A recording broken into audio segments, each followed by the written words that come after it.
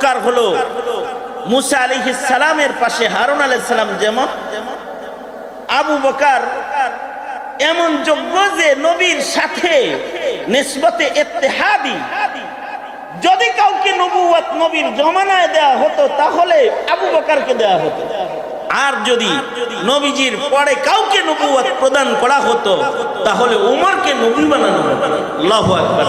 নবীজি আবু বকর সম্পর্কে বলেছেন, আবু বকর বিনা হিসাব আল্লাহর জান্নাতে আশরায়ে মুবাশশারার 1 নাম্বার।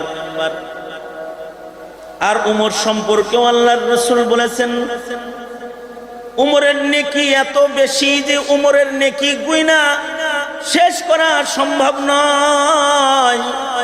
আকাশের তারকা যেমন মানুষের গুনাহ সম্ভব নয়, হযরত উমরের জীবনে এত বেশি নেক আছে যার নেকগুলা ফেরেশতাদের